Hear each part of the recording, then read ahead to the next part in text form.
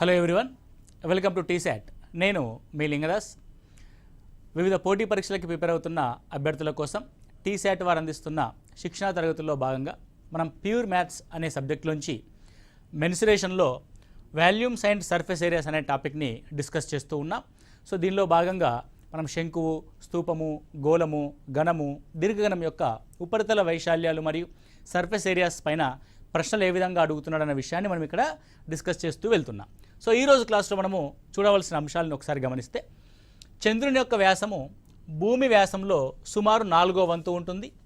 భూమి ఘనపరిమాణంలో చంద్రుని ఘనపరిమాణము ఎన్నో వంతు ఉంటుంది, లేదంటే ఎంత భాగం ఉంటుంది అని అడుగుతున్నాడు. మీకు ఆల్రెడీ గత క్లాస్లో కూడా మీకు చెప్పున్నాము. సో వ్యాసము లేదంటే వ్యాసార్థము కనుక ఇచ్చినట్లయితే, సో వ్యాసార్థము ఎన్నవ వంతు ఉంటే, వ్యాసార్థము ఎన్నవ వంతు ఉంటే ఓకే, దాని యొక్క వాల్యూ n³ వంతు ఉంటుంది. దాని యొక్క వాల్యూ ఎంత ఉంటుందండి? n³ వంతు ఉంటుంది. వ్యాసము n రెట్లు ఉంటే, n రెట్లు ఉంటే దాని యొక్క ఘనపరిమాణము n³ రెట్లు ఉంటుంది. అంత సింపుల్ థింగ్. ఇప్పుడు నువ్వు చూడాల్సింది ఏంది? ఎన్నో వంతు ఉంది అంటున్నాడు. సో 4వ వంతు ఉంటే దాని యొక్క ఘనపరిమాణం ఎంత భాగం ఉంటుంది, కాబట్టి 4 యొక్క క్యూబ్ భాగం ఉంటుంది. సో వ్యాసము కానీ వ్యాసార్థం కానీ సేమ్. సో 4వ వంతు అంటే 4వ భాగం ఉంది కాబట్టి దాని యొక్క ఘనపరిమాణము 4³ అంటే 64వ వంతు ఉంటుంది. అంటే చంద్రుని యొక్క ఘనపరిమాణము భూమి యొక్క ఘనపరిమాణంలో 64వ భాగం ఉంటుంది. అది 64వ వంతుగా మనం ఇక్కడ చూస్తాము. Okay, clear. నెక్స్ట్ వన్ చూస్తే, ఒక రోడ్డును చదును చేయడానికి దానిపై ఒక రోడ్డు రోలరు 750 పూర్తి భ్రమణాలు చేయవలసి ఉంది. ఆ రోడ్డు రోలర్ వ్యాసము 84 సెంటీమీటర్లు మరియు పొడవు 1 మీటర్ అయితే రోడ్డు వైశాల్యాన్ని కనుగొనండి. ఓకే, సో ఇప్పుడు రోడ్ రోలరు ఈ విధంగా ఉంటుందండి. సో ఇలా రోడ్ రోలర్ అనేది ఉంటుంది. సో ఇది రోడ్డు పైన దీని యొక్క వక్రతల వైశాల్యం ఏదైతే ఉందో, అంటే కర్వ్డ్ సర్ఫేస్ ఏరియా రోడ్డు పైన దొర్లుతూ వెళ్తుంది. మీరు మామూలుగా ఏదైనా వాటర్ బాటిల్ తీసుకొని మీరు కింద భూమి పైన దొర్లించండి, ఏం దొర్లుద్ది? ఆ వాటర్ బాటిల్కి చుట్టూ ఉన్న భాగం మాత్రమే భూమి పైన దొర్లుతూ వెళ్తుంది. అదేవిధంగా రోడ్డు రోలర్ ఏదైతే ఉందో అది భూమి పైన చదును చేయాలంటే దాని యొక్క వక్రతల వైశాల్యము దొర్లుతూ వెళ్ళాలి. సో ఎన్ని భ్రమణాలు చేస్తే అంత వక్రతల వైశాల్యం ఉన్న ఏరియా చదును కాబడుతుంది. ఇక్కడ ఎన్ని భ్రమణాలు చేసింది? 750 భ్రమణాలు చేసింది. కాబట్టి మొత్తము రోడ్డు వైశాల్యము, మొత్తము రోడ్డు వైశాల్యం, సో మొత్తం రోడ్డు వైశాల్యము 750 పూర్తి భ్రమణాలు. సో దాని యొక్క ఒక్కొక్క కర్వ్డ్ సర్ఫేస్ ఏరియా 2πr/hగా మనం చూస్తాం. ఒక్కొక్క కర్వ్డ్ సర్ఫేస్ ఏరియా ఏమవుతుంది? 2πr/h. అలాంటి 750 భ్రమణాలు కాబట్టి 750 వక్రతల వైశాల్యాన్ని మనం ఇక్కడ తీసుకోవడం జరుగుద్ది. సో 750 × 2 1500. పై అంటే 22/7. ఆరుగా దేన్ని ఇచ్చాడంటే 84 సెంటీమీటర్లు వ్యాసంగా ఇచ్చాడు. సో వ్యాసము 84 సెంటీమీటర్ అంటే వ్యాసార్థం ఎంత? So when diameter 84 centimetres, then radius will be 42 centimetres. Radius ఏమవుతుందండి? 42 సెంటీమీటర్స్ అవుద్ది. It was 42 centimetres. Then what about the height? Height అనేది 1 మీటర్. సో మీటర్ ఉంది కాబట్టి మీటర్ని 100 సెంటీమీటర్లోకి మార్చుకుందాం. Okay, right. లేదు అని అంటే మీటర్ని అదే విధంగా ఉంచి, 1 మీటర్ని అదే విధంగా ఉంచి ఈ వ్యాసార్థాన్నే మనం మీటర్లోకి మారుద్దాం. కాబట్టి 42 సెంటీమీటర్లు, కాబట్టి ఇది మీటర్లోకి మారిస్తే 42/100 మీటర్లు అవుతుంది. 42/100 మీటర్లు అవుతుంది. 0 క్యాన్సల్. 7 ఆర్ల 42. సో 15 ఆర్ల 90. 90 × 22. 0. 9 2s 18. 9 2s 18 + 1 1980 మీటర్ క్యూబ్ భాగము ఏమవుతుందండి? చదును కాబడుతుంది. 1980 స్క్వేర్ మీటర్ల అంత వెడల్పై అంటే అంత వైశాల్యం గల రోడ్డు అనేది చదును కాబడుతుంది అనేది మీరు ఇక్కడ గమనించాల్సి ఉంటుంది. నెక్స్ట్ వన్, ఒక కంపెనీ పాల పొడిని 14 సెంటీమీటర్ల భూవ్యాసము మరియు 20 సెంటీమీటర్ల ఎత్తు కలిగిన స్తూపాకార డబ్బాల్లో నింపి ప్యాక్ చేస్తారు. ఆ డబ్బా చుట్టూ వారు లేబుల్ని అతికిస్తారు. ఆ లేబుల్ డబ్బా పైనుండి క్రింది నుండి 2 సెంటీమీటర్లు వదిలేస్తూ అతికించినచో ఆ లేబుల్ యొక్క వైశాల్యము ఎంత? ఓకే, ఫస్ట్ మనం ఒక స్తూపాకార డబ్బాని తీసుకుందాం. ఆ స్తూపాకార డబ్బా ఈ విధంగా ఉంది. స్తూపాకార డబ్బాని గమనిస్తే ఇది స్తూపాకార డబ్బా అనుకోండి. సో ఇది ఒక కంపెనీ యొక్క డబ్బా. ఈ కంపెనీ యొక్క డబ్బాకి మనం ఏం చేసామంటే ఒక లేబుల్ని అతికించాం. ఏమతికించామండి? ఒక లేబుల్ని అతికించడం జరిగింది. సో ఈ విధంగా మనం ఒక లేబుల్ని అతికిస్తున్నాం. Is it clear? Right. So ఇప్పుడు ఈ లేబుల్ని కలర్తో ఫిలప్ చేస్తా. రైట్. సో ఈ విధంగా మనం లేబుల్ని అతికించాం. బాగా జాగ్రత్తగా గమనించండి. ఫస్ట్ థింగ్ చూడాల్సింది ఏంటంటే లేబుల్ని దేనికి అతికించాం? డబ్బా చుట్టూ అతికించాం. అంటే కర్వ్డ్ సర్ఫేస్ ఏరియాకి అతికించాం. Curved surface area. మరి ఏ కొలతలు? సో లేబుల్ యొక్క కొలత కూడా స్తూపం యొక్క భూవ్యాసం ఎంత ఉంటుందో ఈ లేబుల్ యొక్క వ్యాసం కూడా అంతే ఉంటుంది. కాబట్టి ప్రశ్నలో ఏమి ఇచ్చాడు? భూవ్యాసము 14 సెంటీమీటర్లు అన్నాడు. కాబట్టి భూవ్యాసము 14 సెంటీమీటర్లు, రేడియస్ 7 సెంటీమీటర్లుగా మనం చూస్తాం. దాంతో హైట్ని కూడా గమనిస్తే సో ఎంత హైట్ ఉంది అంటే మొత్తం దీని యొక్క హైట్ 20 సెంటీమీటర్లు.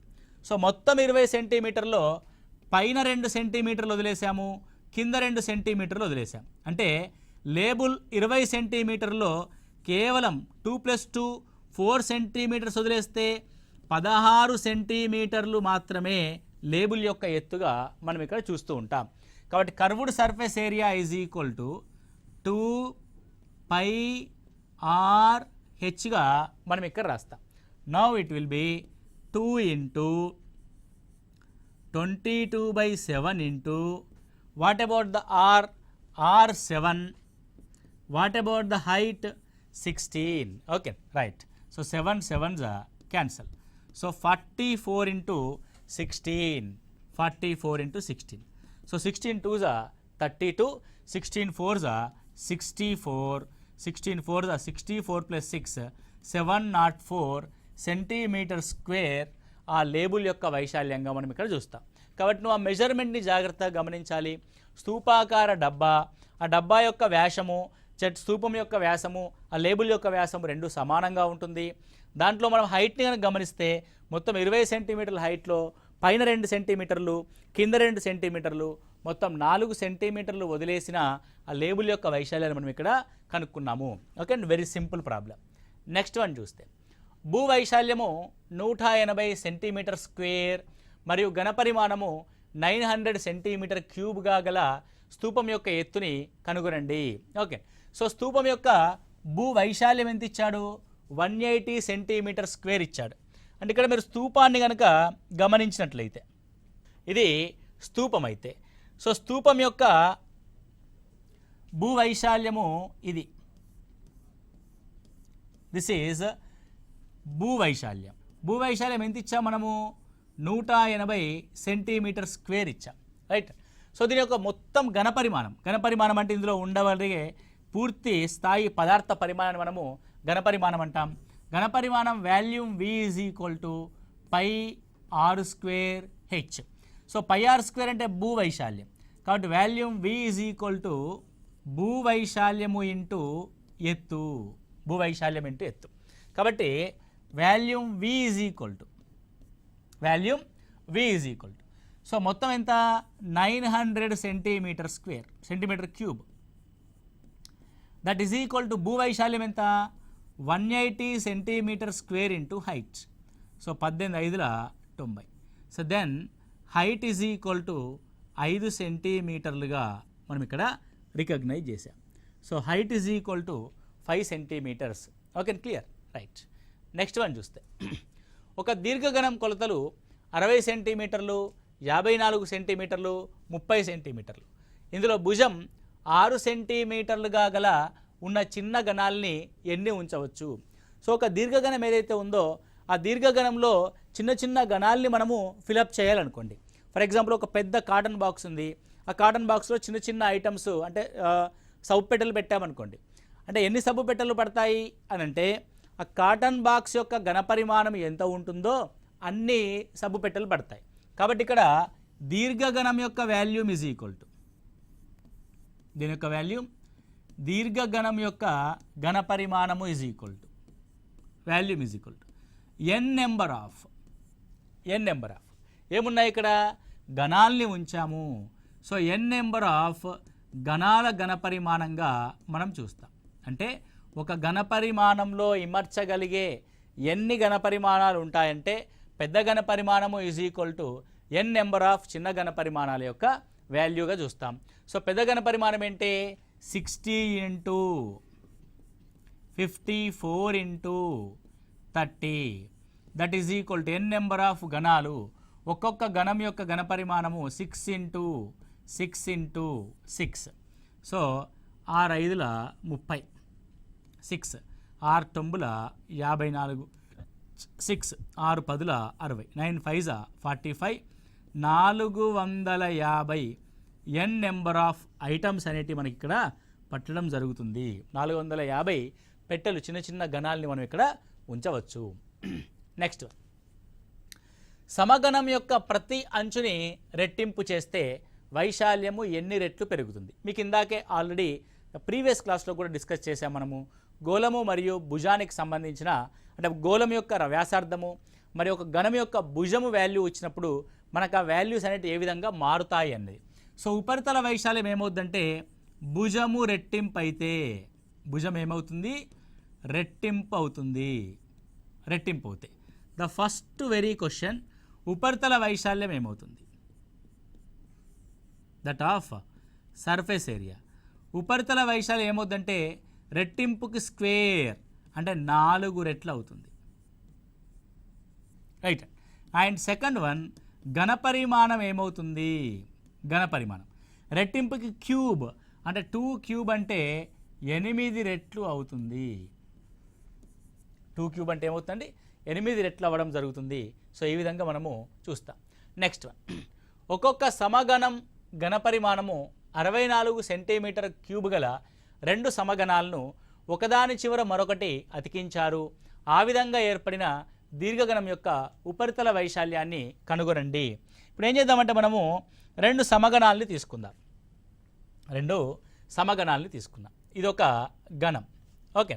సో సేమ్ కొలత కలిగిన ఇంకో గణాన్ని కనుక మనం గమనిస్తే, సో సేమ్ గణాన్ని మనం ఇక్కడ తీసుకొని ఏం చేసినామంటే పక్క పక్కన వీటిని యాడ్ చేసాం. 2 గణాలని మనం పక్క పక్కన యాడ్ చేసినాం కదా. ఫస్ట్ ఒక్కొక్క గణం గురించి మనం మాట్లాడదాం. 64 సెంటీమీటర్ క్యూబ్ ఘనపరిమాణం. సో గణం యొక్క ఘనపరిమాణం ఏమవుద్దంటే ఏ క్యూబ్ అంటే భుజం యొక్క క్యూబ్ అవుద్ది. That is equal to 64 centimetre cube. మరి భుజం ఏమవుద్ది? 64 ఎవరి యొక్క క్యూబు? 4 సెంటీమీటర్ యొక్క cube.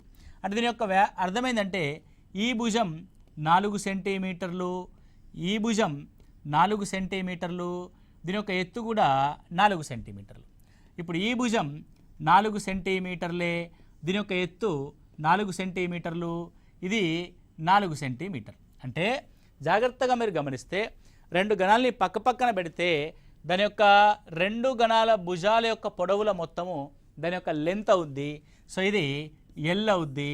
That L is equal to 8 centimetres. ఇది బి అవుద్ది, ఇది హైట్ అవుద్ది హెచ్. మరి ఏమన్నాడు ఇప్పుడు? ఈ విధంగా ఏర్పడిన దీర్ఘగణం యొక్క ఉపరితల వైశాల్యాన్ని కనుగొనండి. సో ఉపరితల వైశాల్యం అంటే అర్థం 2 of LB plus BH plus LH. ఉపరితల వైశాల్యం అంటే సంపూర్ణతల వైశాల్యం అని ఇక్కడ కనుక్కోవడం జరుగుతుంది. సో 2 ఇంటూ ఎల్బి అని అంటే 8 ఇంటూ 4 ప్లస్ బిహెచ్ అంటే 4 ఇంటూ 4 ప్లస్ ఎల్హెచ్ అంటే 8 into 4. Okay. Now 8 4s are 32 plus 4 4s are 16, 8 4s are 32. 64 plus 16, 82s are 160 centimetre square. So ఆ విధంగా 2 గణాలని పక్క పక్కన అటాచ్ చేసి ఒక దీర్ఘగణాన్ని కనుక ఏర్పరిస్తే ఆ దీర్ఘగణంతో ఏర్పడే ఉపరితల వైశాల్యం వాల్యూ ఏమవుతుందంటే 160 సెంటీమీటర్ స్క్వేర్ అవుతుంది. Okay, clear, right. నెక్స్ట్, ఒక అర్ధగోళంపై గుళ్ళ స్తూపం అమర్చినట్లు ఒక పాత్ర ఉంది. దాని అర్ధగోళ వ్యాసము 14 సెంటీమీటర్లు మరియు పాత్ర మొత్తం ఎత్తు 13 సెంటీమీటర్లు అయితే ఆ పాత్ర యొక్క అంతర వైశాల్యాన్ని కనుగొనండి. పాత్ర యొక్క ఏం కనుక్కోవాలి? అంతర వైశాల్యాన్ని మనం కనుక్కోవాలి. సో ఏమంటున్నా, ఒక అర్ధగోళంపై గుళ్ళ స్తూపం అమర్చినట్టు ఉంది. ఇప్పుడు ఇది అర్ధగోళం, రైట్? ఈ విధంగా మనకు ఒక అర్ధగోళం అనేది ఉంది. దీనిపైన ఒక స్తూపం అమర్చినట్టుగా ఉంది. ఏమర్చాం మనం? దీన్ని స్తూపము అమర్చాం. అంటే ఎగ్జాక్ట్గా రెండు ఒకే రకమైన వైశాల్యాలని కలిగి ఉంటుంది, అంటే వ్యాసార్థాలని కలిగి ఉంటుంది అన్నమాట అర్థం. ఇప్పుడు మీరు గమనించండి, ఇది అర్ధగోళము అన్నాడు, రైట్ అండ్ సో దీని మీద గుళ్ళ స్తూపం అనేది ఏర్పాటు చేయబడింది. ఈ విధంగా గుళ్ళ స్తూపం యొక్క వైశాల్యము దాని యొక్క కర్వ్డ్ సర్ఫేస్ ఏరియా అవుతుంది. అదేవిధంగా ఈ లోపలి వైశాల్యము ఈ అర్ధగోళం యొక్క కర్వ్డ్ సర్ఫేస్ ఏరియా అవుతుంది. రెండు అంశాలు మీరు జాగ్రత్తగా గమనిస్తే. సో ఈ విధంగా ఒక అర్ధగోళం పైన ఒక స్తూపాన్ని పెడితే దాని యొక్క లోపలి అంతర్వైశాల్యం ఏమవుద్దంటే స్తూపం యొక్క వక్రతల వైశాల్యము మరియు అర్ధగోళం యొక్క వక్రతల వైశాల్యము రెండింటి యొక్క మొత్తం అవుతుంది. కాబట్టి పాత్ర యొక్క అంతర్వైశాల్యం ఏమవుద్దంటే స్తూపం యొక్క అంతర్వైశాల్యము 2πr² అండ్ స్తూపం యొక్క వక్రతల వైశాల్యము 2πrh అనేది అవుతుంది. ఇక్కడ r అనేది ఏంటిది? వ్యాసం 14 సెంటీమీటర్లు. కాబట్టి diameter d = 14 centimetres, r = 7 centimetres. Then what about the height? పాత్ర యొక్క మొత్తం ఎత్తు 13 సెంటీమీటర్లు. మొత్తం ఎత్తు అంటే అర్థమైంది, పైనుంచి కింది వరకు ఉన్న ఎత్తు మొత్తం 13 సెంటీమీటర్లు. అందులో ఇది వ్యాసార్థం r 7 సెంటీమీటర్స్. చాలా జాగ్రత్తగా మనము వాల్యూస్ని పరిగణలోనికి తీసుకోవాలి. ఇప్పుడు చూడండి, ఇక్కడ వరకు ఇది అర్ధగోళం యొక్క ఎత్తు. అర్ధగోళం యొక్క ఎత్తు దేనికి సమానంగా ఉంటుంది? అని ఒక వ్యాసార్థానికి సమానంగా ఉంటుంది. మొత్తం 13లో ఇక్కడి వరకు దానికి ఉన్న హైట్ 7 సెంటీమీటర్లు అయితే మిగిలిన హైట్ ఎంత అంటే స్తూపం యొక్క హైట్ మాత్రం 6 సెంటీమీటర్లుగా తీసుకోవాలి. స్తూపం యొక్క హైట్ దేనిగా తీసుకుంటాం? 6 సెంటీమీటర్లు. నా 2πr²లో r ఈజ్ ద కామన్ కాబట్టి 2πrని కామన్ తీసి r + hని మనం ఇక్కడ రాద్దాం. So 2 × 22/7 × r the value is 7, that is 7 + 6 ఎంతంటే 7 + 6 13, 7 7 క్యాన్సల్. సో 44 × 13 సెంటీమీటర్ స్క్వేర్గా మనం రాస్తాం. So 13 2s are 26, 13 4s are 52, 13 4s are 52 + 5 572 centimetre square. Okay, so డైరెక్ట్గా 13 తీసుకుంటే అయిపోయేది కదా. ఇక్కడ కోయిన్సిడెంటల్లీ 7 + 6 13 అయింది. కాకపోతే నీకు ఇక్కడ హైట్ అనేది డిఫరెంట్గా ఉందనుకోండి, అప్పుడు మళ్ళీ వేరేగా అవుతుంది. సో డైరెక్ట్గా మనం ఏం చేస్తామంటే 2πr² + 2πrh అని తీసుకొని మీకు వేరే ప్రాబ్లంలో ఈ అనాలిసిస్ ఉపయోగపడుతుంది కాబట్టి క్లియర్గా చెప్పడం జరిగింది. So this is the concept. ఒక అర్ధగోళం పైన మనం ఒక స్తూపాన్ని కాంబినేషన్ చేసాం. ఈ విధంగా డిఫరెంట్ 3 డైమెన్షనల్ ఫిగర్స్ యొక్క కాంబినేషన్స్ మనం ఇక్కడ చూడడం జరుగుతుంది, రైట్ అండ్ ఇట్లాంటి కాంబినేషన్ ఆఫ్ ప్రాబ్లమ్స్ మీరు జాగ్రత్తగా చూడండి. చూడండి, ఇక్కడ ఇంకోటి ఉంది. ఒక అర్ధగోళంపై అంతే వ్యాసార్థం గల శంకు అమర్చబడిన ఆకారంలో ఒక బొమ్మ ఉంది. శంకు వ్యాసార్థము 3.5 సెంటీమీటర్లు, బొమ్మ మొత్తం ఎత్తు 15.5 సెంటీమీటర్లు. ఆ బొమ్మ సంపూర్ణతల వైశాల్యాన్ని కనుగొనండి. ఆ బొమ్మ యొక్క సంపూర్ణతల వైశాల్యం మనం కనుక్కోవాలి. ఇప్పుడు ఇక్కడ చూడండి, ఒక అర్ధగోళం ఉంది, రైట్, క్లియర్. సో ఇక్కడున్న ఈ అర్ధగోళం ఏదైతే ఉందో ఈ అర్ధగోళం పైన శంకు అమర్చబడి ఉందంట. సో ఒక శంకువుని తీసుకుందాం. అర్ధగోళం పైన ఏం అమర్చబడి ఉంది? ఒక శంకువు అమర్చబడి ఉంది, రైట్. సో ఇప్పుడు ఇది బొమ్మ, రైట్. ఈ బొమ్మలో ఏముందంటే దీని యొక్క రేడియస్ ఉంది. ఎంత రేడియస్? సో అర్ధగోళంపై అంతే వ్యాసార్థం గల శంకు అమర్చబడి ఉంది. శంకు వ్యాసార్థము 3.5 సెంటీమీటర్లు, 3.5 సెంటీమీటర్లు. దీని యొక్క అర్థం ఏంటంటే ఇగో ఇది కూడా 3.5 సెంటీమీటర్లు అని అర్థం. అంటే అర్ధగోళం యొక్క ఆకారము కలిగిన ఎత్తు 3.5 సెంటీమీటర్లు. మొత్తం ఎత్తు అన్నాడు. బొమ్మ యొక్క మొత్తం ఎత్తు అంటే ఈ శంకువు నుంచి చివరి దాకా ఉన్న ఎత్తు మొత్తం ఎత్తు. ఇందాక మీకు చెప్పాం కదా, అనాలిసిస్ నెక్స్ట్ క్వశ్చన్లో యూజ్ అవుతుందని చెప్పాం కదా, అలాగనమాట. సో ఇప్పుడు చూడండి మొత్తం 15.5 సెంటీమీటర్లు, 15.5లో ఈ అర్ధగోళం యొక్క కొలత 3.5, దానిపైన ఉన్న స్తూపం యొక్క ఎత్తు 12, అంతే కదా. దాని యొక్క స్తూపం యొక్క ఎత్తు ఎంత? 12 + 3.5 మొత్తం ఎత్తు 15.5. ఇప్పుడు ఆ బొమ్మ యొక్క సంపూర్ణతల వైశాల్యం కనుక్కోండి. సంపూర్ణతల వైశాల్యం అంటే మనం ఆ బొమ్మను కనుక ముట్టుకున్నట్లయితే ఏ ఏ ఉపరితలాలు తగులుతాయి మన చేతికి, ఆ ఉపరితలాల యొక్క వైశాల్యం మొత్తం. మీరు ఇప్పుడు బొమ్మను ముట్టుకుని అనుకోండి, బొమ్మను ముట్టుకుంటే నాకు ఏమవుద్ది, ఈ శంకువు యొక్క వక్రతల వైశాల్యము నా చేతిలోకి వస్తుంది, అది ఒక ఉపరితలం అవుతుంది, అంతే తప్ప లోపల చేయబెట్టలేం కదా. సో బయటి వైపుకి ఏదైతే ఉపరితలం నా చేతిలోకి వస్తుందో అది ఉపరితల వైశాల్యం. అదేవిధంగా కింద పట్టుకుని అనుకోండి, కింద కూడా అర్ధగోళం యొక్క ఉపరితలం నాకు తగులుద్ది. అంటే క్రింద అర్ధగోళం యొక్క వక్రతల వైశాల్యము 2πr². అదేవిధంగా పైన ఉన్న శంకువు యొక్క వక్రతల వైశాల్యము πrl. ఈ రెండింటి యొక్క వైశాల్యాల మొత్తమే ఆ బొమ్మ యొక్క సంపూర్ణతల వైశాల్యం అవుతుంది. కాబట్టి బొమ్మ సంపూర్ణతల వైశాల్యం ఈజ్ ఈక్వల్ టు, బొమ్మ యొక్క సంపూర్ణతల వైశాల్యం is equal to πrl plus 2πr². ఇక్కడ గమనించవలసింది ఏంటి సార్, ఆర్ ఉంది, హెచ్ ఉంది, ఎల్ యొక్క విలువ లేదు అని. సో ఇక్కడ చూడండి, ఆర్ మరియు హెచ్ మరియు ఎల్లులు లంబకోణ త్రిభుజం యొక్క నిష్పత్తుల్లో ఆధారపడి ఉంటాయి. ఆర్ వాల్యూ ఎంత? 3.5, హెచ్ వాల్యూ ఎంత? 12, ఎల్ వాల్యూ మనం ఫైండ్ అవుట్ చేయాలి. ఇది ఏ రేషియోలో కనబడుతుంది?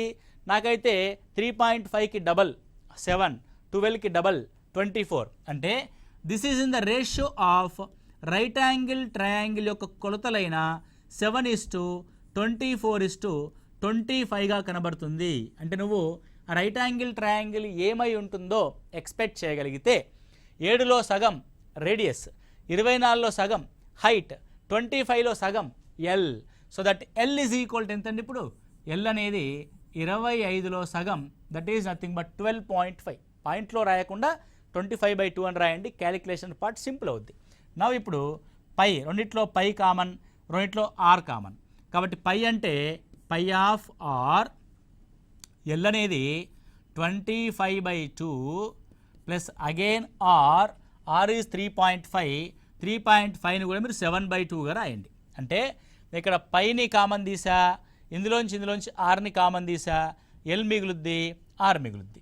Let substitute pi value 22/7, r is 7/2, so by 2 is the common, 25 plus 7, 32. Okay, now 7 cancel, 2 11s are, 2 16s are, so 16 1s are 16, 16 1s are 16 plus 1, 176 centimeter square. So ఆ బొమ్మ యొక్క complete ఉపరితల వైశాల్యం ఏమైంది మనకి ఇక్కడ? 176 సెంటీమీటర్ స్క్వేర్ అయింది. మెన్సురేషన్లో ఇవ్వబడుతున్న ప్రశ్న యొక్క ఆ జ్యామితీయ నిర్మాణాన్ని మనము ఇమాజిన్ చేసుకోవాలి, ఊహించుకోగలిగేంత శక్తి మనకు ఉండాలి. కాబట్టి మీరు ఫిగర్లని, ఆ జ్యామితీయ నిర్మాణాలను కనుక ఊహించుకొని ఆ ప్రశ్న దేనికి సంబంధించింది అడుగుతున్నాడు, ఆ సంబంధించిన ప్రశ్న ఆధారంగా ఆ బొమ్మలో మనం ఏం కనుక్కోవాలి అన్న విషయం కనుక మనకు సింప్లిఫై చేసుకోగలిగితే, ఈజీగా చేసుకోగలిగితే మెన్సురేషన్ అంతా ఈజీగా మనకి ఏది ఉండదు, పెద్ద ట్విస్ట్ అండ్ టర్మ్స్ ఏమీ ఉండవు, డైరెక్ట్ స్ట్రేట్ ఫార్వర్డ్ క్వశ్చన్స్ ఉంటాయి. కాకపోతే ఇలా కాంబినేషన్స్ కానీ, నెంబర్ ఆఫ్ ఐటమ్స్ క్వశ్చన్స్ కానీ, పర్సంటేజ్ ఆఫ్ ఇంక్రీజెస్ క్వశ్చన్స్ కానీ మన ఇక్కడ రావడం జరుగుతుంది. ఓకే, చాలా జాగ్రత్తగా మీరు ఇక్కడ చూడవలసి ఉంటుంది. ఒకవేళ పర్సంటేజెస్ ఇంక్రీజ్ ఆఫ్ క్వశ్చన్స్ వచ్చాయనుకోండి, ఏ విధంగా చేయాలి? సో ఫర్ ఎగ్జాంపుల్ మనము ఒక క్యూబ్ని తీసుకున్నాం అనుకోండి, అంటే ఘనాన్ని తీసుకున్నాము, ఒక గోళాన్ని తీసుకున్నాము, ఒక స్పియర్ని తీసుకున్నాం అనుకోండి, అంటే ఒక ఘనము మరియు ఒక గోళానికి సంబంధించి, రైట్? సో ఘనంలో ఏముంటుందంటే ఏ అనే భుజం ఉంటుంది, గోళంలో 6 వ్యాసార్థం ఉంటుంది. నేను ప్రశ్న ఏం అడుగుతానంటే, ఈ భుజము ఏ కానీ, రెండింటికి సంబంధించి ఒకటే టెక్నిక్, భుజము ఏ కానీ, గోళము వ్యాసార్థము కానీ, అంటే ఘనము యొక్క భుజము కానీ, గోళం యొక్క వ్యాసార్థము కానీ 20% పెరిగితే, 20% పెరిగితే దాని ఉపరితల వైశాల్యంలో మార్పు ఎంత శాతము? ఉపరితల వైశాల్యంలో మార్పు ఎంత శాతము అంటాడు. సో ఇక్కడ ఏం చేస్తున్నాం మనము 20% పెరిగితే అంటున్నాం. మీకు ఆల్రెడీ పర్సంటేజ్ ఆఫ్ ప్రాబ్లం చెప్పాం కదా.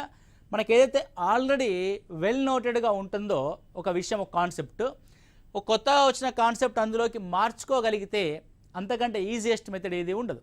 సో ఇప్పుడు 20% పెరిగితే అంటున్నాం మనం. So let's take 20%.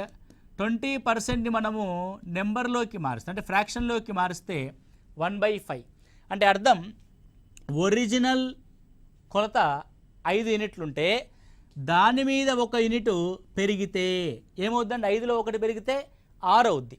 అంటే మన యొక్క భుజాలు మరియు వ్యాసార్థాల యొక్క నిష్పత్తి 5:6. తగ్గితే 5లోంచి 1 తగ్గి 4 అవుద్ది. ఇప్పుడు ఉపరితల వైశాల్యాలు రాద్దాం మనం. ఉపరితల వైశాల్యం మీకేం చెప్పా? భుజాలకి లేదంటే వ్యాసార్థాలకి స్క్వేర్లో ఉంటుందని చెప్పా. కాబట్టి 5 యొక్క స్క్వేర్ 25, 6 యొక్క square 36. It is increased by 11 units. పెరిగిన శాతం 11/25. To get the percentage value multiply with 100. So 11 × 4 44% పెరుగును. చూడండి, ఆల్రెడీ తెలిసిన పర్సంటేజ్, అంటే పర్సంటేజ్ మనం రేషియోలోకి మార్చడం ద్వారా ఎంత సింప్లిఫై అయిందో. అదే వాల్యూమ్ విషయానికి వస్తే, ఘనపరిమాణాల విషయానికి వస్తే 5 యొక్క క్యూబ్ 5 స్క్వేర్ 25, 25 స్క్వేర్ 125, వాల్యూమ్ 125 ఉంటుంది. 6 యూనిట్ల వ్యాసార్థం కలిగిన గోళం యొక్క ఘనపరిమాణం ఎంత ఉంటుంది? 6 6 36. 6 6 36, 3 6 18 అంటే 216గా ఉంటుంది. ఇప్పుడు చూడండి, 125 నుంచి 216 పెరిగింది. అంటే ఎంత పెరిగింది అని మనం అనుకుంటున్నాం ఇక్కడ? ఎంత పెరిగిందంటే 125 నుంచి 216 అంటే. సో 125 అంటే ఇక్కడ ఒక 75, ఇక్కడ ఒక 10, 85 + 6 91 పెరిగింది. Increased by 91 out of 125 into 100. So 25 5s 25 4s, 4 1s 4, 4 9s 36/5. So 5 7s 35, 5 2s 10, 5 8s 40. 72.8% ఘనపరిమాణం అనేది ఇంక్రీజ్ అయింది. కాబట్టి పర్సెంటైల్ ప్రాబ్లమ్స్ వచ్చినప్పుడు ఈ విధంగా చేయండి. మీకు అర్థమెటిక్లో పర్సెంటేజ్ అనే చాప్టర్లో దీని గురించి డీటెయిల్గా చర్చించడం జరుగుద్ది. సో దీనికి ఒకవేళ మెన్సురేషన్ని పర్సెంటేజ్ని ఇంటర్లింక్ చేసి కనుక ప్రశ్న ఇస్తే ఈ విధంగా చేయడానికి ప్రయత్నం చేయండి. సో ఇది మనము టీశాట్ శిక్షణ తరగతుల్లో భాగంగా ప్యూర్ మ్యాథ్స్ అనే సబ్జెక్టులోంచి మెన్సురేషన్లో ఉపరితలాలు మరియు ఘనపరిమాణాలు అనే చాప్టర్ని డిస్కస్ చేసి ఉన్నాం. 1కి 2 సార్లు మీరు జాగ్రత్తగా చూసుకోండి. 1కి 2 సార్లు చూస్తేనే మనకు సబ్జెక్ట్ అనేది అర్థమవుతుంది. ఏదో విన్నామన్నట్టుగా ఒకసారి చూసేసి నాకేమి రావట్లేదు అనుకోవద్దు. నెంబర్ ఆఫ్ టైమ్స్ మనం ప్రాక్టీస్ చేయాలి. మ్యాథమెటిక్స్ అనే కాదు, ఏ సబ్జెక్ట్ అయినా సరే. పోటీ పరీక్షల్లో మనం విజయం సాధించాలంటే నెంబర్ ఆఫ్ టైమ్స్ మనం సబ్జెక్ట్ని రివైజ్ చేస్తూ ఉండాలి, నెమరవేస్తూ ఉండాలి. ఓకే, సో అలా నెమరవేస్తూ ఉన్నప్పుడు ఏమైందంటే మనకి ఈజీగా ఆ సబ్జెక్ట్ అని డైజెస్ట్ అవుద్ది. ఎగ్జామినేషన్లో ఎలాంటి క్వశ్చన్ ఇచ్చినా సరే మనం ఆన్సర్ చేయగలుగుతాము. Okay, so thank you, all the best.